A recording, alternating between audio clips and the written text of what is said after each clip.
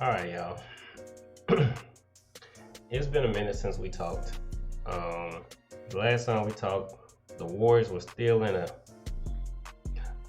I'm not gonna say a heated battle. They were still in a battle with the Dallas Mavericks for the Western Conference Finals. Um, Obviously by now, y'all know that the Warriors did win that. They won that series 4-1. All right, they gave up Tuesday night, and as of recording right now, the Eastern Conference is 3-3. All right, after an amazing game 6, y'all. That was an amazing game, and the reason why I'm doing this video is because I'm not seeing enough Boston Celtics hate out there. All right, it's enough Miami hate, and it's justified. I won't even deny it, but it's justified. But the Boston hate isn't out there, and I'm here to balance that Boston hate. We need more hate out there. People are saying that a better finals, a competitive finals, would be Golden State versus Boston. And I want to help think this through logically, y'all, because I'm not following the logic that y'all are following. But before I even get there, let's talk about the actual series that we're looking at, okay? We all know that Miami won game 1, which in a way, let's call it a blowout. Let's call every game that's over 10 points or, somewhere close to, let's just talk about the feeling of the game, whether the feeling of the game was a blowout or not. All right, points won't matter because sometimes in the garbage minutes, things look funny. Game 1 was a blowout. Game 2 was a blowout. Game 3 was close. Game 4 was a blowout. Game 5 was a blowout. Game 6 was close. So, going on that pattern, what do y'all expect for Game 7? A blowout. Alright. Now let's also use another pattern. Every game that Miami barely pulled through, the next game Boston blew them out. Okay, game 1, Miami pulled through, Boston came and blew them out. Game 3, Miami pulled through, Boston blew them out. Alright, then Boston just blew them out again, which throws off the pattern. I don't know what's going on with Boston. They just blew them out again, which made everybody believe that in game 6, Boston was going to close out. And we know why they were blowouts. It's because basically Miami is too hurt to fight back. All right, that's why game 6 was amazing. If I told you that Jimmy Butler was going to score 47 points after watching game 5, you'd have been like, how? Not after what you saw in game 5. If I would have told you it's okay, Jimmy Butler is not going to lay down for game 6, it will blow your mind. All right, so back to my point. Everybody's expecting Boston in the finals, and I'm here to balance the hate. All right, like I said, let me ask y'all a question. Y'all see what we're looking at with Miami? All right, we don't have to worry about stats. I pulled up the stats, but the stats don't matter. Let's talk about the eye test. I'm gonna scroll down. All right, so you can see that Jimmy Butler is averaging 24 points, 6.7 rebounds, 3.8 assists per game, and Jason Tatum is averaging 24 points, 8 rebounds, 5 assists per game. And I wish they showed Jaylen Brown, because I feel like Jaylen Brown has played better this series than Jason Tatum. But I know nobody want to hear that because we got storylines to go through, and Jason Tatum fits a storyline that Jaylen Brown doesn't fit. But when I say you expect the Boston Celtics to be in the finals, here's my problem. If Golden State played Miami, and we've seen Golden State go through the whole Western Conference Finals, I think they went 12-3. I think they lost. Well, it has to be 4. They had to go 12-4. They lost 1 to the Nuggets, they lost 2 to Memphis, and they lost 1 to Dallas. So they had to go 12-4. I was thinking it was 12-3, but anyway, it's not important. They've lost one game each series at the very minimum. And then with Memphis, the reason why I feel like they lost two was because they played two different teams in one series. All right, you played a Ja Morant Memphis Grizzlies, and you played a no Ja Morant Memphis Grizzlies. Moving along, before I sound like I'm dragging, back to my point. Do you believe that this Miami team we're watching, Kyle Lowry didn't play the first two games, Tyler Hero hasn't played the last three, PJ Tucker has been on one leg? No, it might not look like it, but it is what it is. Bam Adebayo being the only healthy person on the court, and they got two undrafted players, and let's just be honest, Max Strus is selling. I like Victor Oladipo, so he passes on my judging everybody. This would have been the one team that I wholeheartedly believe that Golden State would have swept. And I don't believe that anybody else believes otherwise. Meaning, if you replace Boston Celtics with Golden State as they are now in this series, Golden State would have swept. And here we are, Boston, who everybody's looking forward to being in the finals, are tied with this team 3-3. So then I ask you, why do you think why do you think that the finals will be a better series, Golden State versus Boston, only because Boston is healthy? A healthy Boston is struggling with an injured Miami. I don't get y'all logic. There's not going to be a good finals no matter how you see it. All right? If Miami can get 3 games off Boston, yeah, what do y'all think Golden State will do? All right, these games that end up blowouts, I truly believe it is the NBA dragging out series. Now, I'm not going to go so far as to say the whole series is rigged. I think one game gets rigged to generate revenue. That's just the honest truth, and I don't think anybody would deny that. Sweeps are just not good for the NBA. They're not good for the viewers, and they're not good for revenue. All right. Now, fan favorites, us people that pick teams, we're all for a sweep. But for the people who just tune in to see a good game, a sweep and a blowout are bad for ratings. All right. So, again, when we say Boston versus Golden State, if we're looking at this same Golden State where, let's talk about Jason Tatum. Jason Tatum is hot one night, cold the next night. All right. Like I said, I wish there was Jaylen Brown up here because he's consistently cold. No, Jaylen Brown's pretty good. And Jason Tatum's pretty good too, but I'm just saying, I feel like Jason Tatum hasn't played as good as Jaylen Brown. And it may be that I just see an aggressive player and attribute, okay, he must be playing hard because he's aggressive. And I get that the way he was playing was averaging a lot of turnovers. But Jason Tatum is getting a lot of turnovers. I honestly don't see why people say Jason Tatum, and as we look at here, the series leaders, you know what? Let's go to it. Let's see. We can see how many points Jaylen Brown is averaging. Oh, so it's 24.2. I believe Jason Tatum must have passed him last night, because this would have been Jaylen Brown up there if it wasn't following storylines. All right, let's see field goal percentage. Jaylen Brown is shooting better.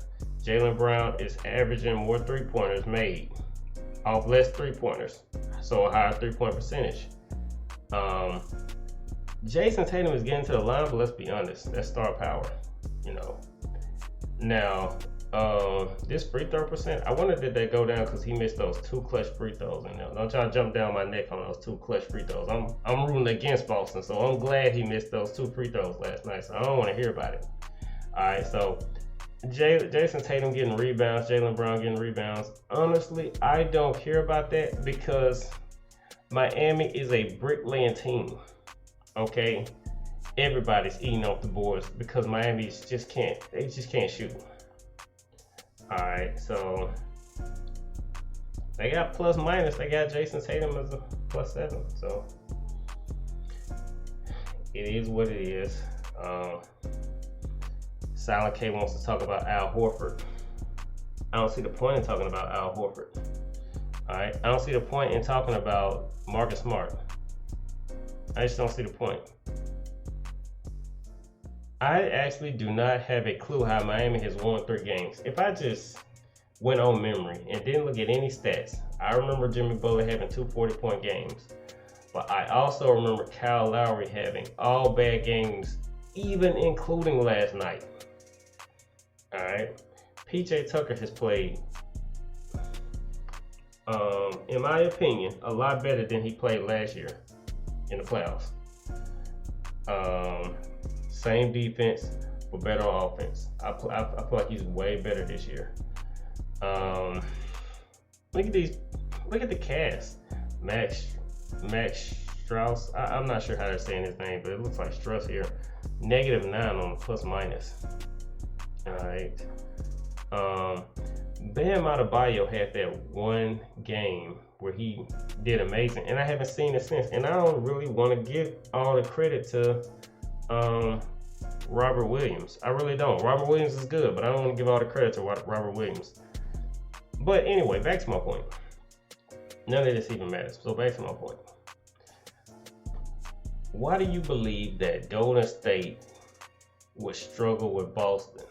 Okay, Boston defense is good. Fairly good. My problem with saying that Boston's defense is good is you're letting a team like Miami, whose biggest weakness is scoring, you're letting them beat you. And they beat you in 3 games, and of those 3 games, one of them was a blowout. So my question is, with an offensive team like Golden State, who, if you think about it in college, have a major in offense and a minor in defense. Might even have a minor in defense and a major in offense, might. But you have a team like Golden State, who I would say well balanced, enough offense to flat out, my opinion, destroy Miami. So I don't get why you don't think that they would in turn destroy Boston. Somebody in the comment section explain to me why the train of thought is that Boston would make for a better matchup after watching Boston struggle with Miami. I don't get it. I was actually worried about Boston because I do believe in their defense. I believe their defense is amazing.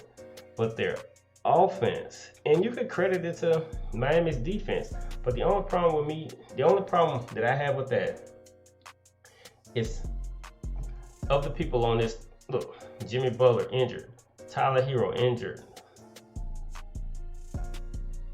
Kyle Lowry injured, PJ Tucker injured. These are your defensive players. I just named the defense, and they have leg injuries. So you got Golden State out. Let me see the average minutes. Jason Tatum is averaging 40 minutes. Jaylen Brown basically averaging 40 minutes. If I went to you on Golden State, how do I do it? I'm gonna do it the long way because I don't know the short way. Pause. If I go into this series, if you look at the minutes that Steph Curry averaged, let's say Steph and Clay, it's gonna be right at 30, 34, 35 minutes. All right, you putting way more, and it's because the rest of these guys are getting minutes. Obviously, this guy's not playing anymore, but I'm just saying.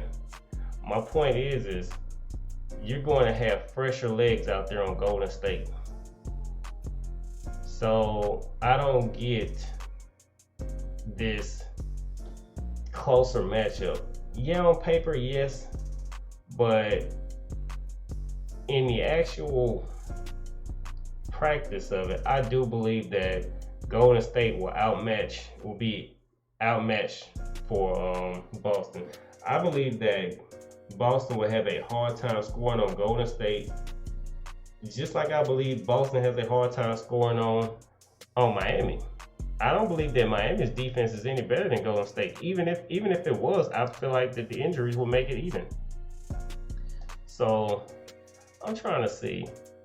Miami is averaging 105 points in this series.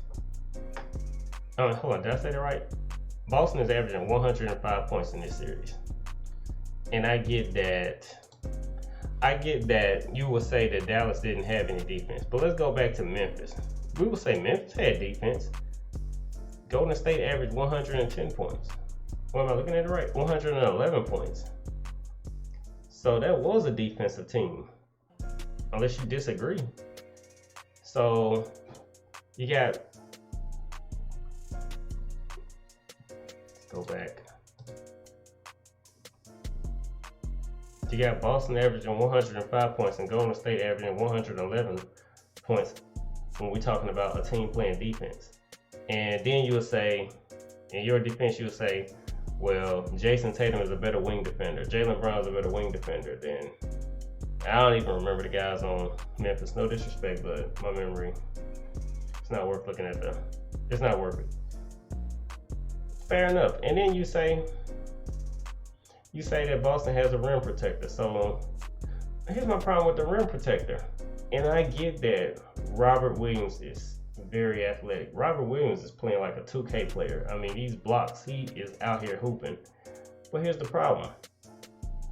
Steph Curry, Klay Thompson, not so much Andrew Wiggins, but Jordan Poole bring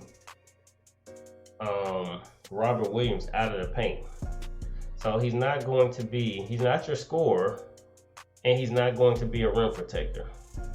Because if he doesn't come out the paint to help on these pick and rolls, then you're gonna have pick and rolls and a three-point shootout. So obviously he's going to have to come out the paint. When he comes out the paint, chasing somebody on a block isn't as easy as being what do they call it? I think it's called an off-ball defender. He won't have that opportunity. So I'm not completely with y'all. I get it. In my opinion, watching the way Miami has to score, it will look like an Andrew Wiggins, Klay Thompson type series where those two have to score. Not so much how Steph scores, not so much how Jordan Poole scores, how they roll to the basket and get easy layups, and less of the Kevin Looney cuts to the basket. I do see less of that, but you still got players that, if you talk about how Jimmy Butler plays, you got Andrew Wiggins that plays like that, and you got one of the best shooters in the league, Klay Thompson, that plays like that. So I don't get it. But y'all leave y'all thoughts. I mean, I know this video went on forever, but like I said, I don't feel like there's enough hate to match all the love for Boston. I don't get it. And I'm going to come down on Jason Tatum because I don't get this club superstar nonsense. Y'all, the honest truth is Jason Tatum is not as good as Chris Middleton, but I'm gonna leave it at there, and y'all know it.